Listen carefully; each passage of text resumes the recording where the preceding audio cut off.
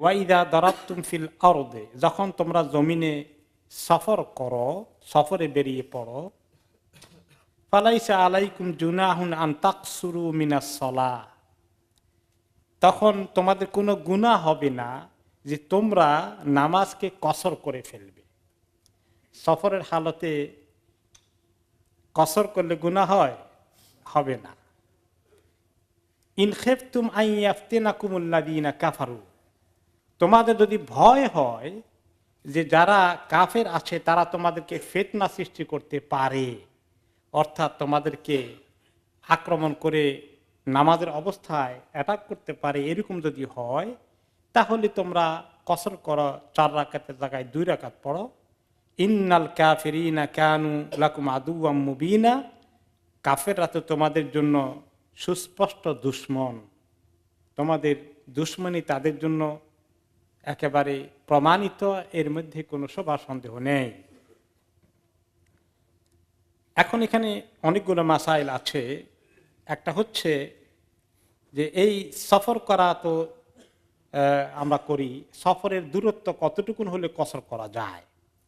1 নম্বর হচ্ছে এই দূরত্বটা হওয়া লাগবে মেজরিটি হাদিসের ভাষ্য অনুযায়ী 3 দিন 3 রাতের সফর হেঁটে গেলে বা উঠে করে গেলে যতটুকুন লাগতো সেই জমানায় 3 মঞ্জিল, একদিনে 1 মঞ্জিল পর্যন্ত ওনারা যেতেন জেনারেলি ইন অ্যাভারেজ।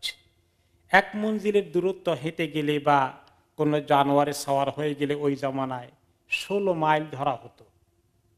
3 মঞ্জিলের দূরত্ব হবে 48 মাইল। এটাই মেজরিটি ওলামারা নিয়েছেন। কেউ কেউ 4 দিন 5 দিনের কথাও নিয়েছেন, এগুলো নিয়ে বিভিন্ন মতামত আছে, কিন্তু জমহুর মেজরিটি ওলামারা 15 দিন নিচে হলে মুসাফির ধরেন, 15 দিন বা তার উপরে হয়ে গেলে মুকিম ধরেন। তাহলে 15 দিন বা তার বেশি যদি হয় তাহলে মুকিম, তার নিচে হলে মুসাফির, এবং মুসাফির অবস্থায় কসর করতে হয়। এখন এই কসর করাটা দ্বিতীয় মাসালা এখানে আসে। প্রথম মাসালা হলো আমরা যে কতটুকু দূরত্বে সফর করব, কসর করব। যদি এর চেয়ে নিচে হয় তাহলে কসর করা ঠিক হবে না, আর এর চেয়ে উপরে হলে কসর করতে হবে। কসর করাটা কি ফরজ না কসর করাটা একটা অপশন, এটা নিয়ে ওলামাদের মধ্যে অনেক মতামত হয়েছে, ইমামদের মধ্যে মতামত হয়েছে। ইমাম আবু হানিফা রহমতুল্লাহ আলাইহির মত হচ্ছে ফরজ। কসরের মধ্যে কেউ পূর্ণাঙ্গ করতে পারবে না, তাহলে তার গুনাহ হবে, নামাজটা হবে না, আবার পড়তে হবে। কারণ আল্লাহ তাআলা যখন অপশন করে দিয়েছেন, তখন আল্লাহ তাআলা যখন কমিয়ে দিয়েছেন, বান্দা তার চেয়ে বেশি মাতবরি করার দরকার কি? আল্লাহ তাআলা যখন রেখেছে 2 রাকাত করে দিয়েছেন, 2 রাকাতই করা উচিত। কিন্তু কোন কোন ইমাম নিয়েছেন যে 4 রাকাতও পড়া যেতে পারে, কারণ আল্লাহ তাআলা বলেছেন ফালাইসা আলাইকুম জুনাহুন, তোমাদের কোনো গুনাহ হবে না যদি কসর করো। এতে বোঝা গেল যে কসর করাটা অ্যালাউড করেছেন, হালকা করে দিয়েছেন, কিন্তু বেশি পড়লে যে গুনাহ হবে তাও তো বোঝা যাচ্ছে না। 4 রাকাতও পড়া যেতে পারে, এটার ব্যাখ্যা অনেক ইমামরা নিয়েছেন। 2টা ব্যাখ্যারই অবকাশ আছে, কোনোটাই রং বলার কোনো সুযোগ নাই। হ্যাঁ, আপনি কোনটা গ্রহণ করবেন সেটা ইতমিনান হওয়ার সুযোগ আছে, যে আমি এই নিলাম 2 রাকাত, আল্লাহ তাআলা যখন সুযোগ দিয়েছেন ওটার উপরেই থাকবো। কারণ রাসূলুল্লাহ সাল্লাল্লাহু আলাইহি সাল্লাম, আর ওনার সুন্নত থেকেও পাওয়া যায়, তিনি যখন সফর করেছেন তিনি 4 রাকাত পড়েননি। কয় রাকাত পড়েছেন? 2 রাকাত। এই দিক থেকে এই মতটা আরেকটু শক্তিশালী হয়। ওকে, এইগুলো 2 নম্বর মাসালা। 3 নম্বর হচ্ছে এই সফরটা কিরকম সফর হওয়া উচিত, এটা নিয়ে ফুকাহারা আলোচনা করেছেন। কেউ কেউ বলেছেন যদি সফরটা হালাল সফর হয়, নেক সফর হয়, তাহলেই কসর করা উচিত। কিন্তু যদি হারাম সফর হয় তাহলে করা ঠিক না। হারাম সফর কি? গুনাহ করার জন্য রওনা করে দিয়েছে, তাহলে তার জন্য কসর করা যাবে না, এটাও কোনো কোনো ইমাম মতামত দিয়েছেন। অবশ্য এগেইন মেজরিটি ওলামাদের মতামত হচ্ছে যে না, যে কোনো সফর হলেই কসর হয়ে যাবে। গুনাহ করলে সে গুনার জন্য আল্লাহর কাছে দায়ী হবে, কিন্তু এটা সফর এটার দ্বারা বা কসর এর দ্বারা এফেক্টেড হবে না। এগুলো একটা। এরপরে আমরা দেখি যে ইন খেফতুম আন ইয়াফতিনাকুমুল্লাযীনা কাফারু, পরের অংশে আছে যে ওই সময় তোমরা কসর করবে যদি মনে করো যারা কাফের তোমাদের দুশ্মন গোষ্ঠী আছে তারা তোমাদেরকে, এগুলা কিন্তু যুদ্ধ সংক্রান্ত বিষয়ের আলোচনা চলছে, যে তোমাদেরকে হঠাৎ করে অ্যাটাক করে ফেলে কিনা সেটার জন্য তোমাদেরকে কসর করতে বলা হয়েছে। এখানে মনে হলো যে না শুধুমাত্র যুদ্ধের সময় কসর হবে, বাহ্যিকভাবে পড়লে আয়াতের এরকম অর্থই হয়, কিন্তু ওলামায়ে কেরাম বলেছেন না, কসরটা যুদ্ধ ছাড়াও করা যাবে। যদিও যুদ্ধের উপলক্ষে নাজিল হয়েছে, কিন্তু এটার দ্বারা সমস্ত সফরকে ইনক্লুড করা হয়েছে। যেখানে নিরাপত্তার সফর আছে সেখানেও কসর করা যাবে। একটি হাদিস, ওমর ইবনে খাত্তাব রাদিয়াল্লাহু আনহুকে জিজ্ঞেস করলেন একজন, ওনার নাম হচ্ছে ইয়ালা ইবনে উমাইয়া। তিনি বললেন নবী করিম সাল্লাল্লাহু আলাইহি ওয়াসাল্লাম জমানার পরের ঘটনা, যে আমি ওমর ইবনে খাত্তাব রাদিয়াল্লাহু আনহুকে প্রশ্ন করলাম, লাইসা আলাইকুম জুনাহুন আন তাকসুরু মিনাস সালাতি ইন খিফতুম আন ইয়াফতিনাকুমুল্লাযিনা কাফারু। এই যুদ্ধের সময়ের কথা যখন বলা হয়েছে, সেই উপলক্ষে আল্লাহ তাআলা বললেন কাফেররা আক্রমণ করার আশঙ্কা থাকলে কোনো গুনাহ হবে না, তোমরা 4 রাকাত নামাজকে 2 রাকাত পড়ে নিও। ওয়াকাত আমিনান নাস, এখন তো আমরা নিরাপত্তার মধ্যে আছি, এখন তো যুদ্ধ নাই, তো এখন সফরের হালতে কি এই সুযোগ আছে কসর করার? তখন এখন লোকেরা কসর করে কেন? এখন তো নিরাপত্তার মধ্যে আছে। তো তিনি বলেন, ওমর রাদিয়াল্লাহু আনহু বলেন, আজিবতু মিম্মা আজিবতা মিনহু, হ্যাঁ আপনার কাছে যেরকম আশ্চর্য লাগলো এখন কেন কসর করে নিরাপত্তার হালতে, আমার কাছে এরকম আশ্চর্য লেগেছিল। তারপরে কি হলো, ফাসাআলতু রাসূলুল্লাহ সাল্লাল্লাহু আলাইহি ওয়াসাল্লাম আন যালিকা, এরপরে আমি নবী করিম সাল্লাল্লাহু আলাইহি ওয়াসাল্লামকে জিজ্ঞেস করলাম এই বিষয়ে, যে কি ব্যাপার, এটা আল্লাহ তাআলা তো বলছেন যুদ্ধ থাকলে কসর করার কথা, এখন তো দেখি যুদ্ধ ছাড়াই লোকেরা কসর করে, এটা কেমনে হলো? কোরআন শরীফে আয়াতে যুদ্ধ ছাড়া কথা তো নাই। তখন নবী করিম সাল্লাল্লাহু আলাইহি ওয়াসাল্লাম ওনাকে বললেন, সাদাকাতান তাসাদ্দাকাল্লাহু বিহা আলাইকুম ফাকবালু সাদাকাতাহু, এক উপলক্ষে আল্লাহ তাআলা বান্দাদেরকে সদকা দিয়ে দিয়েছেন, তা আল্লাহ সদকা কবুল করে ফেলো, অসুবিধা কি? আল্লাহ তাআলা এক উসিলায় তাখফিফ করে দিয়েছেন, আসান করে দিয়েছেন, কবুল করতে অসুবিধা কি? এই জন্যই যারা মতামত দিয়েছেন যে 4 রাকাত নামাজকে 2 রাকাত পড়াটাই উচিত, 4 রাকাত পড়া ঠিক নয়, তাদের মতামতটা আরেকটু শক্তিশালী হয়। ওকে, এবং আরেকটি হাদিস এসেছে, আন আবি হামদাল আল হাদ্দা ক্বালা সাআলতু ইবনে ওমর রাদিয়াল্লাহু আনহুমা আনি সালাতিস সাফর, আমি আব্দুল্লাহ ইবনে ওমর রাদিয়াল্লাহু আনহুকে জিজ্ঞেস করেছিলাম যে সালাতুস সাফর অর্থাৎ সফরের হালতে নামাজ পড়াটা স্বাভাবিক অবস্থায় যুদ্ধ ছাড়া ভয় ভীতি না থাকলে সেখানে কি কি কসর করতে হবে? তিনি বলেন রাকাতান, ওখানেও 2 রাকাত পড়বা, 4 রাকাতকে 2 রাকাত অবশ্যই করবা। তো ওই ইবনে ওমর এই উত্তর দেওয়ার পরে সেই লোকটি বলে, আমি আবার প্রশ্ন করলাম আব্দুল্লাহ ইবনে ওমরকে, ওনার সন্তান, ওনার ছেলেকে, ইন খিফতুম আন ইয়াফতিনাকুমুল্লাযিনা কাফারু, আল্লাহ তাআলা তো বলছেন তোমরা যদি ভয় করে কাফেররা আক্রমণ করবে যুদ্ধের অবস্থায়, সেই উপলক্ষে নাজিল হয়েছে ওয়া নাহনু আমিনুন, আমরা তো এখন আমন আমানের হালতে আছি, নিরাপত্তার হালতে আছি। তখন তিনি বললেন সুন্নাতু রাসূলিল্লাহি সাল্লাল্লাহু আলাইহি ওয়াসাল্লাম, আর এটা তো আল্লাহ নবীর সুন্নত, এখন তিনি তো এইভাবেই পড়েছেন, নিরাপত্তার হালতেও সফরে কসর করেছেন। এখন ওমর রাদিয়াল্লাহু তাআলা আনহু সেই জন্য আরেকটি হাদিসে তিনি বলেছেন সালাতুস সফরে রাকাতান, সালাতুল আদহা রাকাতান, ওয়া সালাতুল ফিতর রাকাতান, ওয়া সালাতুল জুমআত রাকাতান তামামুন গায়রু কসর আলা লিসানি মুহাম্মদ সাল্লাল্লাহু আলাইহি ওয়াসাল্লাম। তাতে লোকদের শোভা সন্দেহ না হয়, তিনি আরো পরিষ্কার করে বলে দিলেন সফরের হালাতে নামাজ হলো 2 রাকাত। কতগুলো 2 রাকাতের নামাজ আছে, খবরদার, এখানে 2 রাকাতই রাখতে হবে, এখানে কেউ রাকাত বাড়াতে পারবে না। এক নম্বর হচ্ছে সফরের হালাতে কসর করবে 2 রাকাত, আর সালাতুল আদহা মানে কি ঈদুল আদহা নামাজ কয় রাকাত? 2 রাকাত। সালাতুল ফিতর ঈদুল ফিতরের নামাজ 2 রাকাত। সালাতুল জুমআ 2 রাকাত।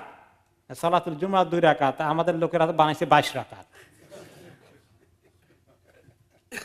হ্যাঁ, নবী করিম সাল্লাল্লাহু আলাইহি ওয়াসাল্লাম বাদাল জুমআ পড়েছেন, আর কোন কোন সাহাবী সুন্নাহ কাবালি আগে আসলে কিছু পড়েছেন, কোন নির্দিষ্ট সংখ্যক রাকাত নাই। এই যে হাদিস সালাতুল জুমআ রাকাতান তামামুন গায়রু কসর, এই যে পড়া হয়ে গেল তামাম হয়ে গেছে, কোনো কিছু শর্টেজ হয় নাই। কাজেই সফরের হালাতে 4 রাকাতে নামাজ 2 রাকাত পড়ে কেউ যেন আফসোস না করে, কম কম পড়ে ফেললাম, হইলো কিনা, সংসার 4 রাকাত পড়েছি, কোনো আফসোসের কারণ নাই, কমপ্লিট হয়ে গেছে। আলা লিসানি মুহাম্মদ সাল্লাল্লাহু আলাইহি ওয়াসাল্লাম, এটা নবী করিম সাল্লাল্লাহু আলাইহি ওয়াসাল্লামের জবান দ্বারা হয়েছে। এই হাদিস এসেছে মুসনাদ আহমদে। ইমাম মুসলিম, ইমাম নাসাই আরেকটি হাদিসে বলেন, আব্দুল্লাহ ইবনে আব্বাস রাদিয়াল্লাহু আনহুমা এই প্রসঙ্গে বলেছেন, ফারাদাল্লাহু সলাতা আলা লিসানি নবিয়্যিকুম মুহাম্মদ সাল্লাল্লাহু আলাইহি ওয়াসাল্লাম ফিল হাদরি আরবাআন ওয়া ফিস সাফরি রাকাতাইন ওয়া ফিল খাউফি রাকাহ।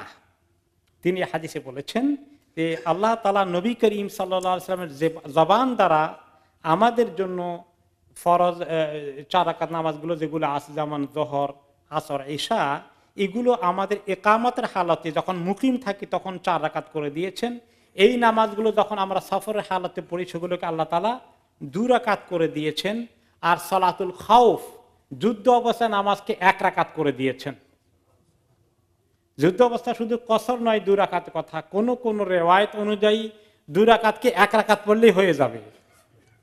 এটা নিয়ে শক্ত ইখতিলাফ আছে। যাই হোক, এখন যুদ্ধে আমাদের মধ্যে কারো যাওয়া লাগতেছে না, এত ডিটেলস না জানলেও চলবে, তবে একটু ইশারা পাওয়া আর কি, বিস্তারিত ফিকহের কিতাবের মধ্যে আছে।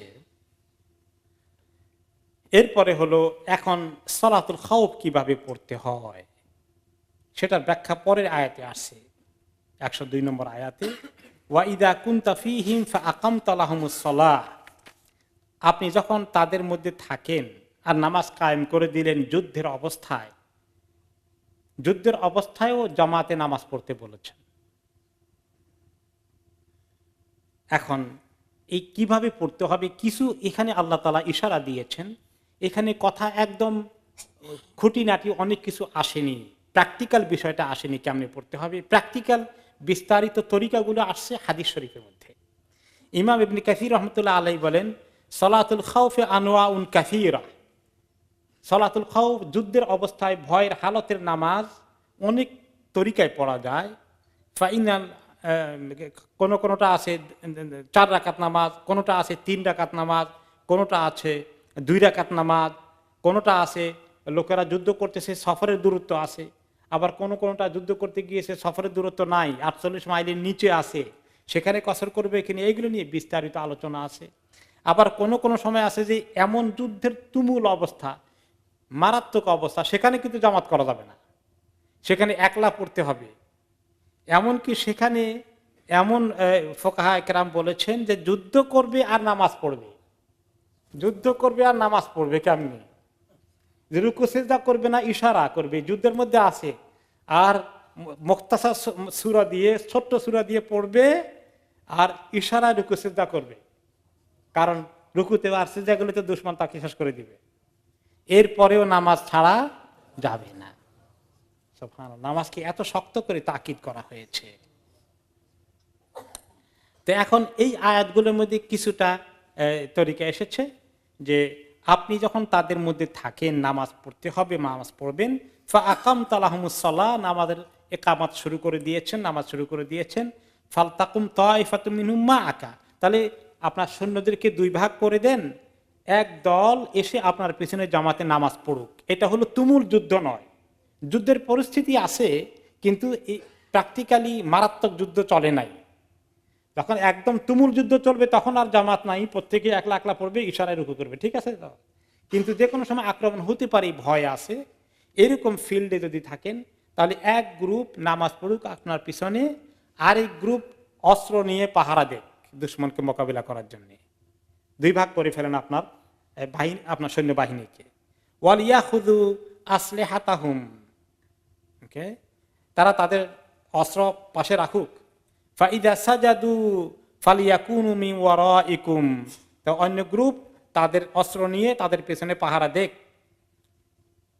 এরপরে যখন এদের পড়া 1 রাকাত হয়ে যায়, আপনি থাকবেন নামাজের মধ্যে, এরা 1 রাকাত পড়ে উঠে চলে যাবে আবার যুদ্ধের ময়দানে, তারা অস্ত্র নিয়ে পাহারা দিবে, দুশমনকে মোকাবিলা করবে। আর যে গ্রুপ পাহারা দিয়েছিল এখন তারা দৌড়ে চলে আসবে।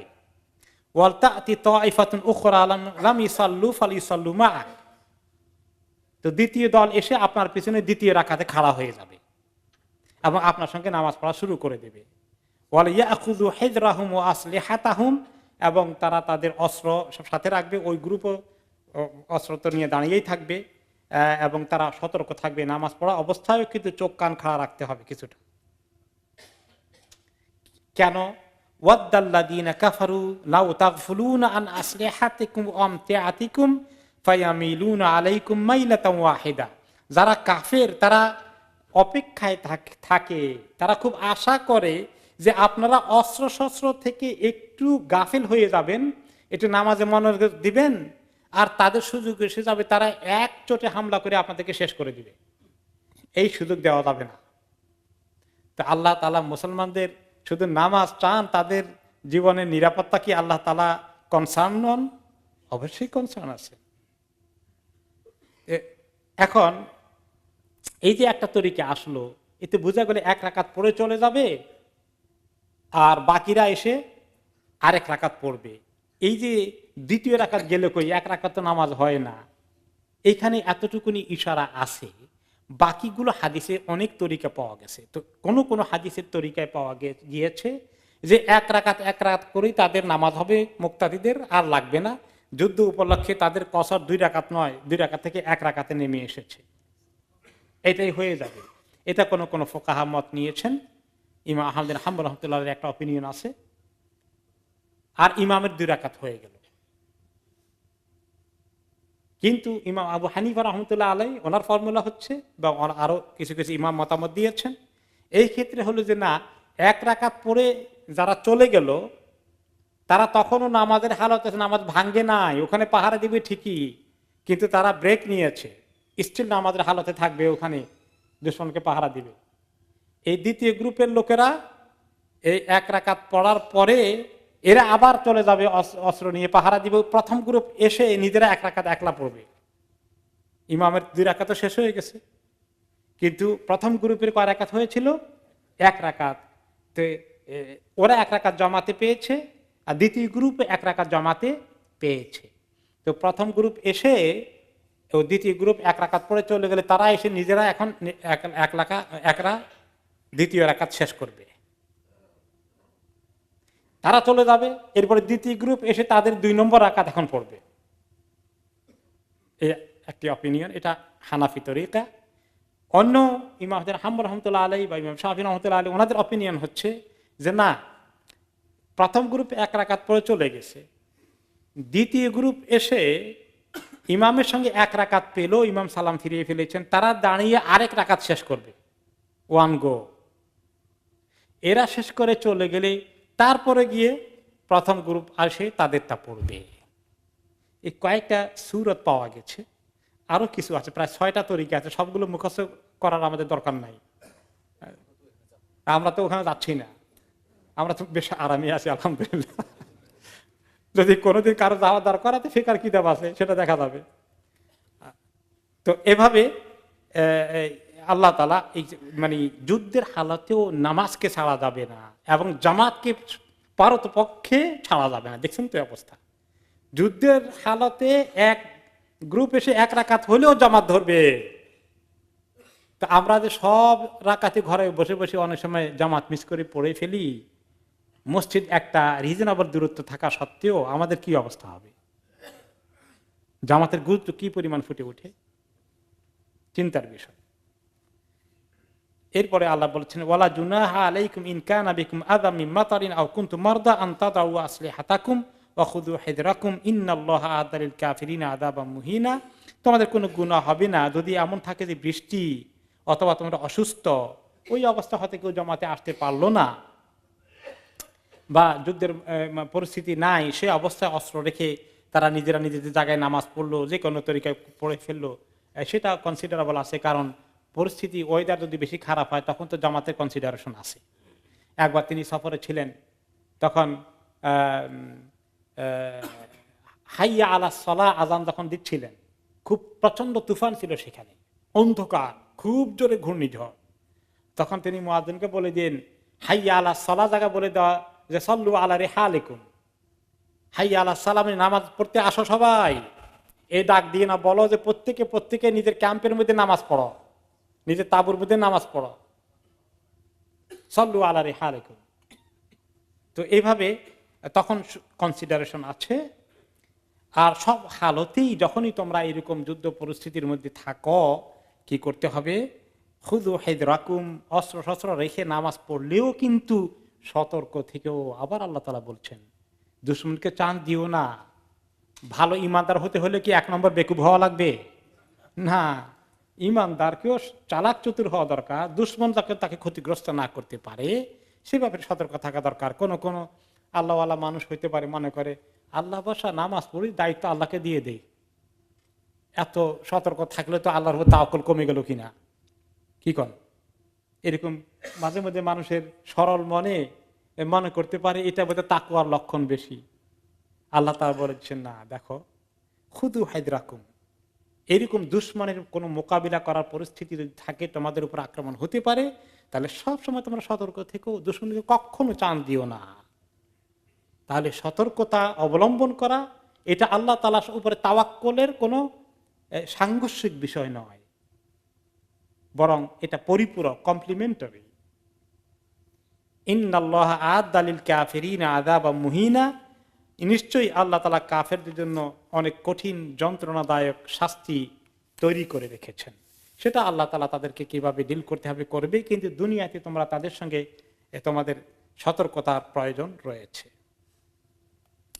এখন নামাজ যখন শেষ হয়ে যায়, فَإِذَا قَضَيْتُمُ الصَّلَاةَ فَاذْكُرُوا اللَّهَ قِيَامًا وَقُعُودًا وَعَلَى جُنُوبِكُمْ।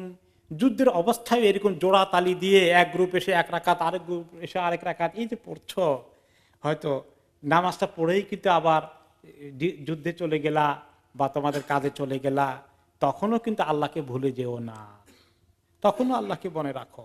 ফাযকুরুল্লাহ কিয়ামা, দাঁড়ানো অবস্থায় আল্লাহকে স্মরণ করো, ওয়া কুউদা, বসা অবস্থায়, ওয়া আলা জুনুবিকুম, এবং এমনকি শোয়া অবস্থায়, সকল অবস্থায় তোমরা আল্লাহকে ডাকো বেশি করে। আকিবা সালাতুল খাউফ, সালাতুল খাউফের পরে আবার একদম যে নামাজ পড়ে আসছি, এখন শুধু যুদ্ধে যেন মনোযোগ না থাকে, যুদ্ধে মনোযোগের মধ্যেও আল্লাহকে ডাকতে হবে, তাই না? মুমিনদের কারণ হচ্ছে তাদের আল্লাহ তাআলার সঙ্গে যে সম্পর্ক, এবং তাদের যুদ্ধে বিজয় তো হবে আল্লাহর পক্ষ থেকে আসার কারণে। কাজে তারা আল্লাহকে যদি ভুলে যায়, গাফিল হয়ে যায়, তাহলে তাদের আল্লাহর পক্ষ থেকে সাহায্যের রাস্তা বন্ধ হয়ে যাবে। মুসলমান তো আল্লাহর উপরে ভরসা করে আল্লাহর হুকুমেই বিজয় আসবে, আল্লাহর হুকুমেই তারা উইন করবে, আল্লাহর হুকুমেই তাদের নিরাপত্তা আসবে। এই জন্য আল্লাহ তাআলার সঙ্গে সম্পর্ক কোনো অবস্থায় কম্প্রোমাইজ করা যাবে না। বেশি বিপদে পড়লে মানুষ এমন দোয়া দিয়ে শুরু করে দেয়, আমরা আল্লাহকে ডাকতেও ভুলে যাই অনেক সময়, এটাও ঘটে যায়। অতিরিক্ত পেরেশানিতে আল্লাহকে ডাকতে হবে, দোয়া পড়তে হবে, তাও ভুলে যায় মানুষ। সেটা যেন না ভুলে,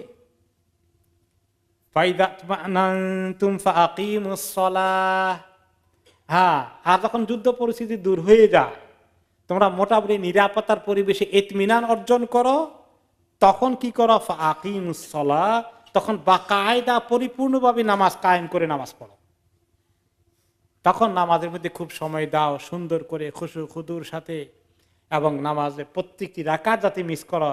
আমরা তো অনেক সময় ঘরের থেকে দৌড় দিয়ে, আচ্ছা এক রাকাত পাইলেও চলবে মনে হয়, হ্যাঁ, যেন দোনো রাকাত পাই, 4 রাকাত হলে 4 রাকাত পাই, এইভাবে ইহতিমাম করা উচিত, যেন আমি শুরু থেকেই পাই, আমি যেন ইকামতের আগেই হাজির হয়ে যাই। এটা খেয়াল করতে পারলে আমাদের জন্য এটাই আল্লাহ তাআলা চান, যে নামাজের জন্য ইতমিনানের সাথে আসো।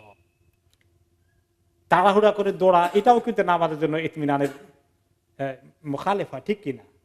এই জন্য হাদিসে এসেছে, যখন তিনি একবার নামাজে দাঁড়িয়ে গেছেন, কিছু সাহাবী দেরি করেছিলেন, ওনারা একটু দৌড়ে দৌড়ে আসলেন।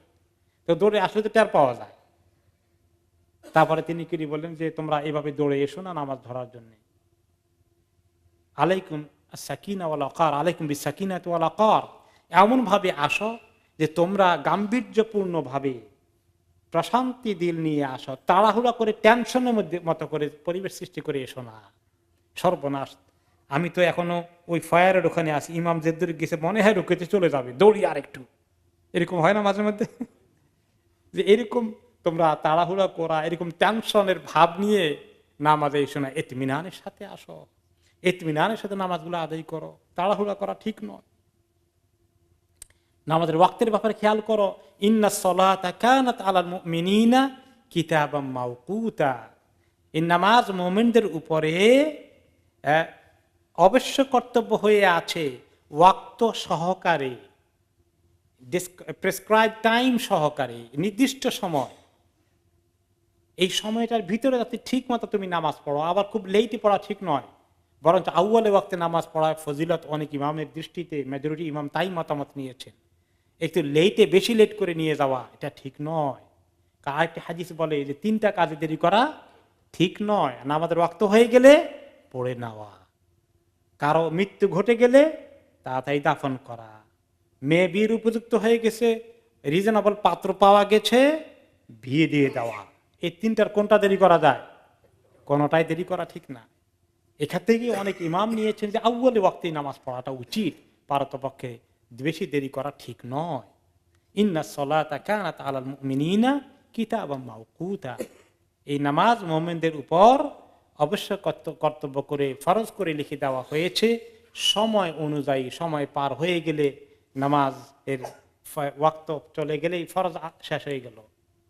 ওয়াক্ত মতো নামাজ পড়া অন্যতম ফরজ, অ্যাকসেপ্ট কোন সময় যেখানে আল্লাহ তাআলা জমা বাইনা সালাত তিনি অ্যালাউ করেছেন, 2 ওয়াক্তকে একসঙ্গে অ্যালাউ করেছেন, সেটা হাদিস থেকে সাবিত আছে বিধায় সেটার হুকুম আলাদা, এক্সেপশনাল কেস। এছাড়া নামাজকে ইচ্ছা করে কাজা করা, লেট করা অথবা নামাজের ওয়াক্তের আগে পড়ে নেওয়া কোনোটাই নামাজ হবে না। নামাজ যেমন ফরজ, ওয়াক্ত মতো পড়াটাও ফরজ। ওয়ালা তাহিনু ফি ইবতিগাইল কওম, যুদ্ধ পরিস্থিতি এখনো শেষ হয়নি, সেই অনুসারে আলোচনা চলছে। দেখো তোমরা তো যুদ্ধ করতে করতে টায়ার্ড হয়ে গেছ, কিন্তু যদি তোমাদের আশঙ্কা থাকে যে দুশমন আমাদেরকে তাড়া করবে, তাহলে দুশমন তাড়া করার আগে তোমরাই আগে দুশমনকে তাড়া করো, ধাওয়া করো। টায়ার্ড হয়েও না, কন্টিনিউ করতে থাকো তোমাদের ডিউটি মদিনা তৈয়বাতে মুসলমানদের জন্য, যতক্ষণ পর্যন্ত না আল্লাহ তাআলা মক্কা বিজয় করে ওনাদেরকে পুরো একটা মানে নিরাপত্তা দান না করেছেন মদিনায়, তো তখন পর্যন্ত ওনাদেরকে যুদ্ধ করে যেতে হয়েছে। তো কোন কোন সময়টা ওই তো ওহদের যুদ্ধ থেকে এসে আবার যেতে হয়েছে খাইবারের যুদ্ধে, তাই না? এসে ঘরেও যান নাই অনেক সাহাবীরা, হুকুম আসছে এখন আবার খাইবারে চলে যাও। তো টায়ার্ড না, এত যুদ্ধ করে আসছি, কেউ আহত হয়ে গেছেন, অনেকটা শহীদ হয়ে গেছেন, বাকির একটু রেস্ট দরকার। আল্লাহ তাআলা বলেছেন ওয়ালা তাহিনু ফি ইবতিগাইল কওম, ক্লান্ত হয়ে পড়ো না তাদের পিছনে ধাওয়া করতে, চালিয়ে যাও, যেতে হবে। ইন তাকুনু তা'লামুনা ফা ইন্নাহুম ইয়া'লামুনা কামা তা'লামুন, তোমরা কষ্টে আছো, কষ্ট পাচ্ছ, তোমাদের শরীরে আঘাত লেগেছে, আহত হয়ে আছো, ব্যথা লাগছে, তোমাদের অনেকে শহীদ হয়েছে, যুদ্ধের মধ্যে তো এই সমস্ত রিস্ক আছে। তো তোমাদের যেরকম কষ্ট হয় তারাও কষ্ট পায়, দুশমনও কি সব আরামে থাকে নাকি? তাদের গায়েও আঘাত লাগে, তাদেরকেও মরতে হয়। তো তারা যদি বাতিলের জন্য মরতে পারে, আঘাত হজম করতে পারে, তোমরা তো হকের জন্য আসো, তো তোমরাও কি কষ্ট করতে রাজি হবে না? কারণ তারা তো মরে গেলে ফি নারে জাহান্নামা খালিদিনা ফিহা, তোমাদের জন্য তো জান্নাতুন তাজরি মিন তাহতিহাল আনহার। কাজেই তোমরা টায়ার্ড হবা কেন, ক্লান্ত হবা কেন, তোমরা পালাবা কেন? তোমরা তোমাদের কাজে এগিয়ে যাও। ওয়া তারজুনা মিনাল্লাহি মা লা ইয়ারজুন, তোমরা আল্লাহর কাছে বিরাট পাওনা আশা করছো, তারা তো এগুলো কিছুই আশা করে না। তারা তো জানে মরে গেলে সব ফিনিশ। তোমাদের মরে গেলে আল্লাহর কাছে শাহাদাতের মর্যাদা অনেক বিরাট। ওয়া কানা আল্লাহু আলিমান হাকিমা, আর আল্লাহ তাআলা সব জানেন এবং আল্লাহ তাআলা সবচেয়ে বেশি বুদ্ধিমান, সবচেয়ে বড় বুদ্ধিমান। তার অর্থ হলো যে মুসলমানদেরকে 5 ওয়াক্ত নামাজ পড়তে হবে ওয়াক্ত মতো, এটা যে কত কাজের জিনিস, কত দরকারি জিনিস, এটা তো অনেক সময় অনেক ডিস্টার্ব কেউ মনে করতে পারে। নাউজুবিল্লাহ, ছুটির দিনে অনেকে কমপ্লেন করে যে শীতের দিনে উইন্টারে মুশকিল, জোহর পরে আসলে আসরটা আবার চিন্তা, আসর পরে আসলে পিছন দিয়ে মাগরিব শুরু হয়ে গেল, কি করে কোনো কাজ করা যায় না। নাউজুবিল্লাহ, এরকম বিরক্ত হওয়া যে এত ঘন ঘন নামাজ, আমরা তো কাজই করতে পারতেছি না, এরকম মনে করা যে আল্লাহ তাআলা এই কি করলেন, 5 ওয়াক্ত না করে কমাই দিলে ভালো হতো কিনা, এরকম যদি কারো মাথায় বুদ্ধি চলে আসে, এটা আমরা আল্লাহ রাব্বুল আলামিন জানেন যে বান্দার কাজ থাকবে, ব্যবসা থাকবে, চাকরি থাকবে, বান্দার বিভিন্ন ওজর থাকবে, তাকে 5 ওয়াক্ত নামাজ পড়তে হবে, এগুলা তার যে কষ্ট হবে এগুলা আল্লাহ তাআলা আগাম জানেন না? অবশ্যই জানেন। সকালবেলা এই যে ঘুমে থেকে উঠতে কি কষ্ট হয়, সামার দিনে 2 ঘন্টা ঘুমিয়েছেন তারপরে ফজরের জন্য উঠে যান, 3 ঘন্টা ঘুমিয়েছেন ফজরের জন্য উঠে যান, রমাদান মাসে তারাবি পড়লেন, তারপরে আপনার যেতে যেতে সেহরি খাইতে এই 1 ঘন্টা না ঘুমাইতে এখন তো 10 মিনিটও ঘুমানো যাবে না, আবার ফজরের তাড়া আছে, এই যে হবে এগুলো কি আল্লাহ তাআলা জানেন না? এই যে বিলেতের মতো ইউরোপের যে ছোট্ট দেশে বা স্ক্যান্ডিনেভিয়ান কান্ট্রিতে এখানে রোজা থাকবে, দিন লম্বা হবে, রাত্র ছোট হবে, ওয়াক্ত নামাজের এরকম তাড়াহুড়া লেগে যাবে, এই যে কষ্ট হয় এগুলো সম্পর্কে আল্লাহ তাআলা জানতেন না? জেনে শুনে তিনি আমাদেরকে এই শরীয়ত দিয়েছেন, এবং আমরা যে কষ্ট করে আমল করে যাচ্ছি লাভ কাদের হবে? আমাদের হবে। আলহামদুলিল্লাহ, আমরা খুশি আছি কিনা? আলহামদুলিল্লাহ। আল্লাহ তাআলা যে আমাদেরকে হিম্মত দিয়েছেন, তৌফিক দিয়েছেন, আলহামদুলিল্লাহ। আল্লাহ তাআলা যেন কবুল করেন, আমাদের কামিয়াবি নিশ্চিত হয়ে যাবে ইনশাআল্লাহ। এই কষ্ট যেটা হয় কিয়ামতের দিন যখন আপনি এই পুরস্কার পাবেন, আমলনামায় দেখবেন জান্নাতের নিয়ামত পাবেন, আপনার এই কষ্ট কিছুই কষ্ট মনে হবে না। আপনি খুশিতে আল্লাহকে শুধু শুকর জ্ঞাপন করবেন, আলহামদুলিল্লাহিল্লাযী হাদানা লিহাযা ওয়া মা কুন্না লিনাহতাদিয়া লাউলা আন হাদানাল্লাহ। আল্লাহ তাআলা যে আপনাকে হেদায়েত দিয়েছেন, তৌফিক দিয়েছেন এই কাজ করার জন্য, আপনি খুশি হয়ে যাবেন। আল্লাহ তাআলা অন্যায় কিছু দেননি, আমাদেরকে যা কিছু দিয়েছেন সবগুলো আমাদের ফায়দা, এগুলো সব জানেন আল্লাহ তাআলা। এরপরে সফরের হালাতে কি করতে হবে, দুশমনের মোকাবেলা কিভাবে করতে হবে, কিভাবে রেডি থাকতে হবে, অ্যালার্ট থাকতে হবে, এগুলো আল্লাহ তাআলা সব জানেন বিধায় আমাদেরকে বলে দিয়েছেন। শরীয়তের সকল হুকুম, সকল ফর্মুলা, প্রত্যেকটি বিধান, পর্দা পুশিদা, হালাল হারাম, এই যে হালাল হারাম বাঁচতে বাঁচতে ব্যবসা করা দেন, অনেক ব্যবসায়ী লোকেরা ব্যবসা করতে চায়, বিভিন্ন পরামর্শ করে এই ব্যবসা করবো কিনা, এটার মধ্যে একটু ইয়া আছে, না এটা তো করা যাবে না, মুশকিল, ব্যাংক থেকে লোন নেওয়া যাবে কিনা, না নেওয়া যাবে না। এরপর এইভাবে করে দেখা যায় খালি না না না না। এখন মাঝে মধ্যে লোকেরা বলে কি করি, ব্যবসার তো কোনো রাস্তায় খুঁজে পাচ্ছি না, মনে হয় যেন কষ্ট লাগা শুরু করে দিয়েছে। শরীয়তের কোন হুকুম আমাদের জন্য আল্লাহ তাআলা কষ্টের জন্য চাপিয়ে দেননি, আমাদের কল্যাণের জন্যই দিয়েছেন। এই আস্থা রাখা দরকার, এই কনফিডেন্স আল্লাহর প্রতি থাকা দরকার যে আল্লাহ তাআলার জ্ঞান অনেক বেশি, আমার কাছে উল্টা মনে হলে আমারই জ্ঞানের কমতি ছাড়া আর কিছু না। এই প্রসঙ্গে লিঙ্ক করেই আল্লাহ তাআলা পরের আয়াতে বলছেন, ইন্না আনজালনা ইলাইকাল কিতাবা বিল হাক্কি লিতাহকুমা বাইনান নাসি বিমা আরাকাল্লাহ ওয়া লা তাকুন লিল খাইনিনা খাসীমা। আমি আপনার প্রতি নাজিল করেছি এমন কিতাব, এই কিতাবটি নাজিল করেছি হক সহকারে। হক, এই কিতাবের প্রত্যেকটি কথা হক। কোরআনে কারিমে যা কিছু আল্লাহ তাআলা দিয়েছেন, হ্যাঁ, নারীদের অধিকার, পুরুষদের অধিকার, কোনটা না হক? সবগুলোই হক। দুনিয়ার কোন কোন মানুষ, মুসলমান আপত্তি করে যে পিতা মাতার সম্পত্তির মধ্যে মেয়ে আর ছেলে সমান পাইল না কেন? কোরআন তো ইনজাস্টিস করেছে নারীদের প্রতি। লা হাওলা ওয়ালা কুওয়াতা ইল্লা বিল্লাহ। প্রত্যেকটি কথা হক এবং জাস্ট, কোনটাই না হক নয়। এরপরে মানুষের মধ্যে মানুষের ফয়সালা করতে দেওয়া, বিচার আচার করা, এগুলোর ফর্মুলা কোরআনে পাকে আল্লাহ তাআলা দিয়েছেন কিভাবে করতে হবে। ইন্না আনজালনা ইলাইকাল কিতাবা বিল হক, কেন এই হক কিতাব দিয়েছি? লিতাহকুমা বাইনান নাসি বিমা আরাকাল্লাহ, যাতে করে আপনি লোকদের মধ্যে ফয়সালা করে দিতে পারেন হকের ভিত্তিতে। আল্লাহ তাআলা আপনাকে বিমা আরাকাল্লাহ, যে জ্ঞান দান করেন, আপনাকে একটা জিনিস বুঝার জন্য যে ক্ষমতা দান করেন, যে রায় আপনাকে দান করেন, আর রায় থেকে, রায় কোর্টের রায়, এই দেখা থেকে যেটা আপনি আপনার মন মগজ দিয়ে চিন্তা করেন সঠিক রায়, এইটা অনুযায়ী আপনি কোরআন হাদিসের ফর্মুলা অনুযায়ী ভালো করে আপনার ব্রেইন মগজকে কাজে লাগিয়ে আপনি হক ফয়সালা করবেন। এই জন্যই আল্লাহ তাআলা আপনাকে কিতাব নাজিল করেছেন হক সহকারে। তো শুধু ওনার জন্যই নাকি নাজিল করেছেন?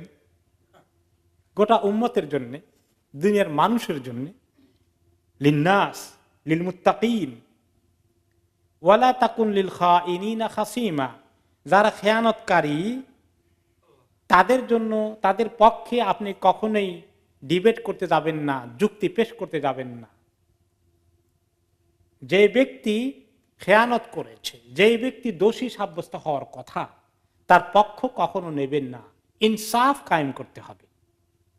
যখন আপনি বিচারের আসনে বসেন, দুইজনের মধ্যে, দুই দলের মধ্যে, দুই গ্রুপের মধ্যে ফয়সালা করতে যান, এখানে কোন কোন এই আয়াতের তাফসিরে ইবনে কাসির রাহমাতুল্লাহ আলাইহি বলেছেন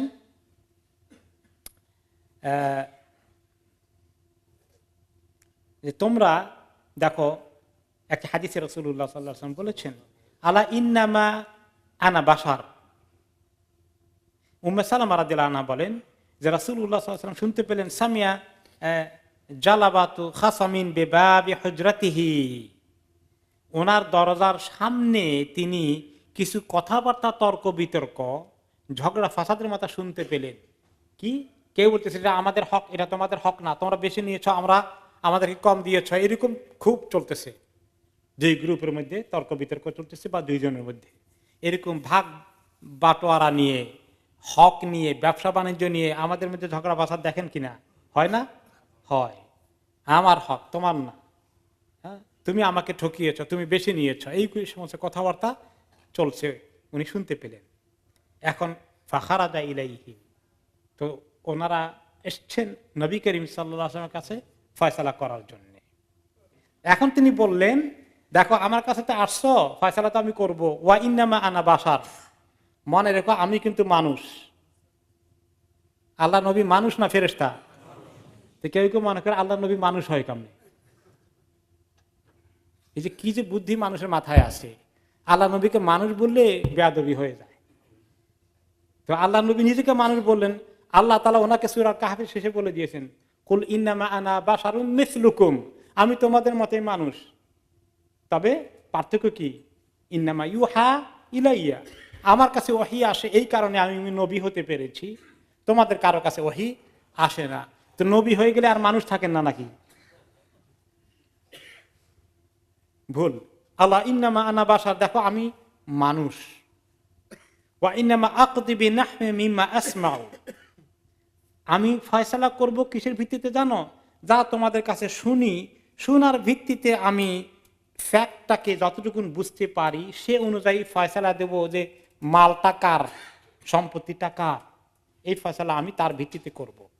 ওয়ালা আল্লাহ আহাদাকুম আন ইয়াকুনা আলহানু বিহুজ্জাতিহি মিন বা'দ, কিন্তু কোন কোন সময় দেখা যায় তোমাদের কেউ কেউ কারো কারো চেয়ে বেশি এক্সপার্ট নিজের কেসকে সুন্দর করে সাজাতে, খুব করে তার তার বিপক্ষে, মানে হকটা তার নয়, ক্লেম করতেছে, কিন্তু ক্লেমটাকে খুব সুন্দর করে সাজাতে পারে।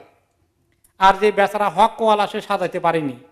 কিন্তু আমি কি করব, বাহ্যিকভাবে কে ঠিকমতো পয়েন্টগুলো জোগাড় করতে পেরেছে, আমি তার কথায় ভিত্তিতে ফয়সালা করে দেবো, ফাকদি লাহু, তার পক্ষে রায় দিয়ে দেব। আমার কাছ থেকে কেউ যদি এরকম তার প্রেজেন্টেশনের ভিত্তিতে রং রায় নিয়ে যায়, আরেকজনের মালের ফয়সালা তার জন্য করে দেই, তাহলে কি হবে জানো? ফামান কাদাইতু লাহু বিহাক্কি মুসলিমিন, তার কথা অনুযায়ী আরেক মুসলমানের হক তাকে দেওয়ার ফয়সালা যদি আমি করে দেই, আমি না জানার কারণে তোমার কথার ভিত্তিতে, ফা ইন্নামা হিয়া কিতআতুম মিনান নার, তাহলে মনে রেখো আমি তোমার পক্ষে রায় দিলাম, এটা তার জন্য একটা জাহান্নামের টুকরা তার জন্য বরাদ্দ করে দিলাম। ফালিয়াহমিলহা আও লিয়াদারাহা, এখন সে চিন্তা করে দেখুক, নাহক রায় আদায় করে নিয়ে আমার থেকে সে জাহান্নামের টুকরা নিয়ে, আগুন নিয়ে নেবে, নাকি এই হক ছেড়ে দিবে, ভাই দরকার নাই, তোমার হক তুমি নিয়ে যাও। আল্লাহ তাআলা এই মুসলমানদেরকে এরকম ইনসাফ কায়েমের জন্য এখানে যে তাকিদ দিলেন, কোরআন হাদিস এগুলোর প্রিন্সিপাল আছে, কিন্তু বাস্তবে যখন কোর্টগুলো ডিল করবেন, কোনো জাজ এবং তাদেরকে যারা ডিফেন্ড করবে, তাদের জন্য আল্লাহ তাআলা সাংঘাতিক শক্ত প্রিন্সিপাল দিয়েছেন, ওয়ালা তাকুনিল খাইনিনা খাসিমা, খবরদার যারা খেয়ানতকারী, যারা আরেকজনের সম্পত্তি দখলকারী, কখনো তাদের পক্ষে ডিফেন্ড করবেন না, তাদের পক্ষে রায় দিবেন না। তাদের পক্ষে কেস নেবেন না। ওয়াস্তাগফিরিল্লাহ, আর আল্লাহর সঙ্গে ইস্তেগফার করেন, গুনাহ মাফ চান। কোনো কারণে যদি কোনো মিস্টেক হয়ে যায়, এই জন্য জাজ সাহেবদেরকে বেশি করে ইস্তেগফার করতে হবে, বিচারকদেরকে আল্লাহর কাছে বেশি করে ইস্তেগফার করতে হবে যে আল্লাহ, না জেনে কোনো কারণে যদি কোনো কারো হক নষ্ট করে উল্টা রায় দিয়ে থাকে, আল্লাহ মাফ করে দাও। ইন্নাল্লাহা কানা গাফুরার রহিমা, নিশ্চয়ই আল্লাহ রাব্বুল আলামিন অনেক কিছু মাফ করেন, তিনি অনেক বেশি মাফ করেন, তিনি অনেক রহমদিল। ওয়ালা তুজাদিল আনিল্লাযীনা ইখতানুনা আনফুসাহুম ইন্নাল্লাহা লা ইউহিব্বু মান কানা খাওয়ানান আফীমা। ওই আগের কথাটাকে রিপিট করছেন, আরো কনফার্ম করছেন, তাকিদ দিচ্ছেন, আজ কখনো বিতর্ক করবেন না, ডিবেট করবেন না। যারা নিজেদেরকে খেয়ানত করে, যারা নিজেরা গুনাহ করে, যারা নিজেরা আরেকজনের সম্পত্তি দখল করে বা নিজেরা কোনো গুনাহ করে বসে, এদের পক্ষ থেকে আপনি কখনো ডিফেন্ড করবেন না। এবং যারা এরকম করে খেয়ানতকারী হয়ে যায়, গুনাহগার হয়ে যায়, আল্লাহ তাআলা তাদেরকে কখনো পছন্দ করেন না। এই বিষয়ের কথাটি পরের আয়াতের সঙ্গে একটু সম্পর্কিত আছে, আমরা সেটা আগামী সপ্তাহে একটু শুনবো ইনশাআল্লাহ।